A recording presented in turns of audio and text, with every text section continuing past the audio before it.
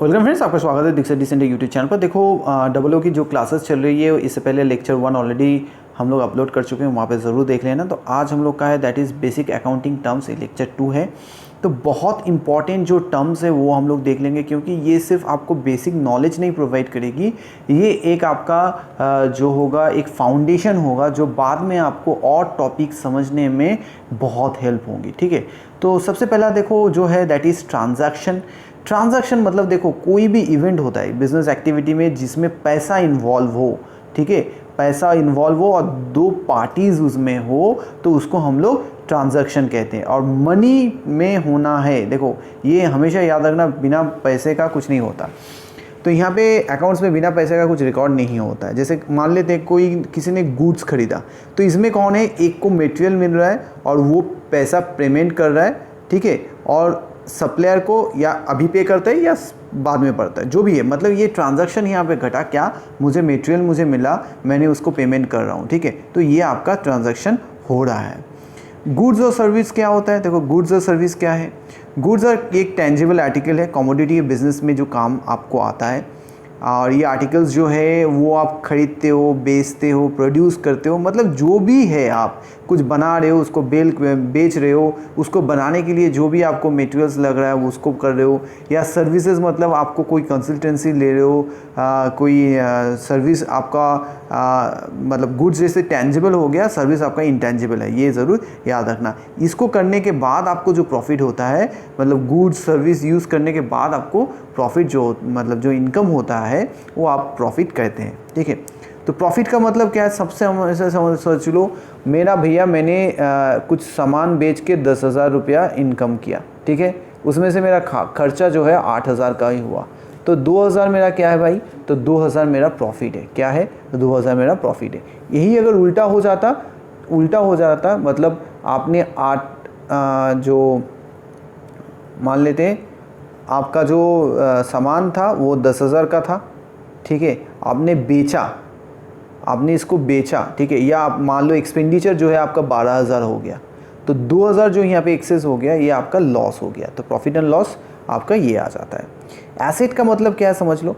Asset मतलब जो भी आपका रिसोर्स है, जो बिजनेस का अपना है और वो आप यूज़ करते हो फॉर जनरेटिंग प्रॉफिट, उसको हम लोग एसेट कहते हैं। एसेट दो तरह की होती है, एक तो आपका टेंजिबल होता है, टेंजिबल जो आप छू सकते हो, देख सकते हो, एक होता है इंटेंजिबल। ठीक है, टेंजिबल का एग्जांपल हम लोग क्या कर सकते हैं, इसको लैंड कर सकते हैं, आपका फर्नीचर कह सकते हैं, प्लांट एंड मशीनरी कह सकते हैं। इंटेंजिबल हम लोग क्या करते हैं, जो हम लोग देख नहीं पाते हैं, जैसे आपका गुडविल हो गया, सॉफ्टवेयर हो गया, कॉपीराइट्स हो गया, ट्रेडमार्क हो गया। ठीक है, इंटेलेक्चुअल प्रॉपर्टी राइट्स हो गया, डिज़ाइंस हो गया, तो ये सभी आपका इंटेंजिबल होता है।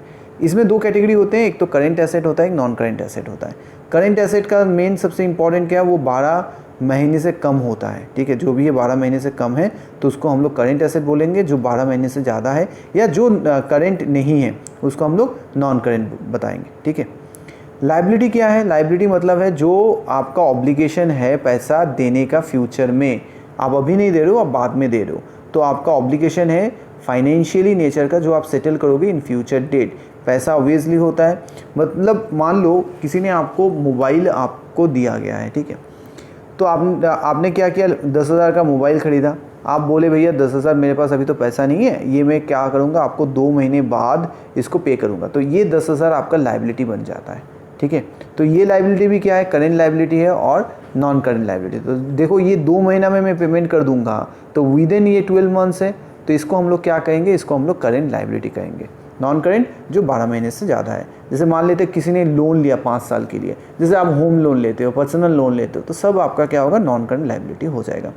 इंटरनल लायबिलिटी मतलब जो प्रोप्राइटर्स, मतलब जो बिजनेस करते हो, सपोज मान लेते हैं ABC तीनों पार्टनर है, तीनों ने मिलके 1-1 लाख रुपया करके तुम्हारा इन्वेस्ट किया है, तो ये 1 लाख जो है इंटरनल लायबिलिटी हो गया कंपनी के लिए, कंपनी जो इनको देना है। ठीक है, अच्छा वर्किंग कैपिटल क्या हो गया, वर्किंग कैपिटल का फॉर्मूला हमेशा याद रखना। वर्किंग कैपिटल जो है वो आपका होता क्या है, जो आप काम करते हो ना, फ्लो पैसा लगा, मतलब कुछ छोटा मोटा काम होता ही रहता है, आपका पैसा जो है डे टू डे बिजनेस के लिए चाहिए, वो आपका जो है वर्किंग कैपिटल हो, मतलब काम करने के लिए, ठीक है। ये आप ज़रूर याद रखना।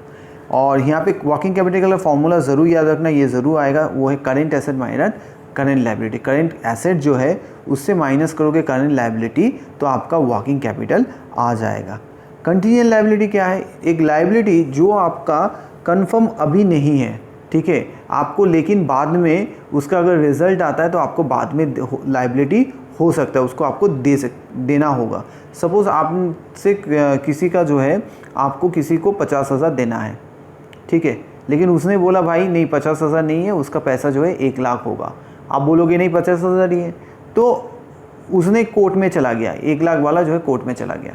अब कोर्ट में चला गया क्योंकि अभी कोर्ट डिसीजन पेंडिंग है, कोर्ट अभी आपको कुछ बोला नहीं है जो आपको अभी पैसा देना है नहीं है, तो आप अगर बाद में, तो ये आप क्या दिखाओगे, ये जो आप दिखाओगे पैसा को, ये आप कंटीजेंट 1 लाख रुपया जो है ये आप कंटीजेंट लायबिलिटी में दिखाओगे। मतलब ये आपका अभी लायबिलिटी नहीं है, लेकिन फ्यूचर में हो सकता है अगर कोर्ट अगर कह दे जो नहीं ये आपको देना है, तो ये फ्यूचर में हो सकता है, लेकिन अभी आपका नहीं है, आप मान भी नहीं रहे हो, तो ये कंटीजेंट लायबिलिटी हो जाता है। कैपिटल मतलब कुछ नहीं, ओनर्स जो अपना मालिक है वो पैसा जो डालता है, इन्वेस्ट करता है बिजनेस में, वो कैपिटल हो गया। ड्राइंग क्या होता है? ड्राइंग अगर ओनर जो है वो कुछ कैश उठा ले, गुड्स उठा ले, आधा कुछ एसेट उठा ले बिजनेस से पर्सनल यूज़ के लिए, तो वो आपका ड्राइंग्स हो जाता है, ठीक है। जैसे मान लो लाइफ इंश्योरेंस प्रीमियम प्रोप्राइटर का जो है और पार्टनर का जो है वो बिजनेस के पैसे से दिया गया है, तो वो आपका ड्राइंग हो गया, ठीक है। नेट वर्थ क्या होता है? ये होता है total asset minus total liability. आपका जो लायबिलिटीज़ है, टोटल लायबिलिटीज़ है, उससे अगर आपका टोटल एसेट जो ज़्यादा है वो आपका नेट वर्थ आ जाता है, ठीक है। मतलब आपका लायबिलिटी है 1 लाख रुपया, ठीक है, और आपका जो है एसेट है 1,20,000, तो दिस माइनस दिस, मतलब ये जो 20,000 है ये आपका नेट वर्थ हो जाएगा। नॉन करेंट इन्वेस्टमेंट क्या है? वही है 1 साल से ज़्यादा आप अगर कोई इन्वेस्ट करते हो और जो यूजुअली आपका करेंट नहीं है और डिस्पोजल आप करोगे नहीं, तो वो आपका नॉन करेंट इन्वेस्टमेंट हो जाएगा। जैसे आप फिक्स डिपॉजिट कर रहे हो 5 साल के लिए, करेंट इन्वेस्टमेंट ऑब्वियसली वो क्या हो जाता है, विद इन आपका 1 ईयर, 1 साल में अगर रियलाइज़ हो जाता है। जैसे आपने 11 मंथ्स का कॉमर्शियल पेपर खरीदा, ठीक है, आपने मतलब क्या वो 11 मंथ का ही है, ठीक है, तो वो आपका आ जाता है। डेटर्स जो आपसे पैसा जिससे आप पैसा पाओगे, ठीक है, डेटर्स मतलब जिससे आप पैसा पाओगे। आपने किसी को माल सप्लाई किया, वो उसने पेमेंट अभी नहीं किया, वो बोला भैया आपको मैं 1 महीना बाद दे दूंगा, 2 महीना बाद दे दूंगा, वो होता है आपके लिए डेटर्स।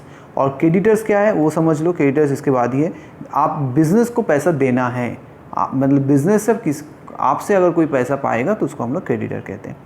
कैपिटल एक्सपेंडिचर क्या होता है? कैपिटल एक्सपेंडिचर होता है मतलब कोई भी चीज़ आप अगर खर्चा कर रहे हो और वो लॉन्ग रन के लिए खर्चा कर रहे हो और उससे कोई फिक्स एसेट क्रिएट होता है, आप फिक्स एसेट खरीद रहे हो और कुछ कर रहे हो जो आपको बाद में बिज़नेस के काम पे लगाओगे और उससे आप प्रॉफिट जनरेट करोगे, इनकम जनरेट करोगे, तो वो आपका कैपिटल एक्सपेंडिचर हो जाता है। रेवेन्यू एक्सपेंडिचर होता है क्या? वो डे टू डे जो खर्चा होता है ना, छोटा मोटा खर्चा, वो रेवेन्यू। अच्छा, जैसे इसका कैपिटल एक्सपेंडिचर मान लेते हैं, ये आपने एक बिल्डिंग बनाया, ठीक है, बिल्डिंग आपने बनाया, तो बिल्डिंग जो बनाया ये हो जाता है कैपिटल नेचर।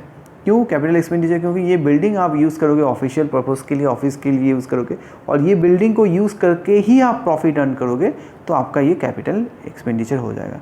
रेवेन्यू क्या है? आपने सैलरी दिया, जो है आपने एम्प्लॉय को सैलरी दिया, आपने बिल्डिंग का थोड़ा बहुत रिपेयर कर दिया, आपने इंश्योरेंस किया, एम्प्लॉय को वेजेस किया, ट्रैवल एक्सपेंसेस पे किया, तो ये आपका रेवेन्यू आ जाएगा।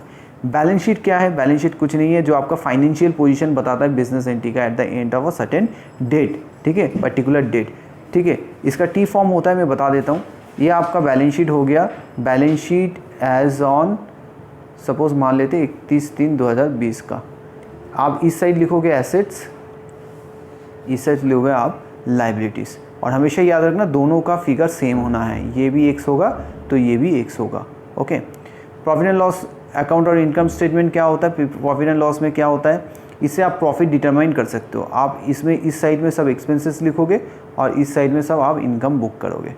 ट्रेड डिस्काउंट क्या होता है? ट्रेड डिस्काउंट मतलब आप गए हो वहाँ पे जाके आपने बोला भैया आपको 10,000 यूनिट खरीदना है, चलो आप अगर 12,000 यूनिट खरीद लेते हो तो आपको 2% का ट्रेड डिस्काउंट दे देते हैं, वो है ट्रेड डिस्काउंट।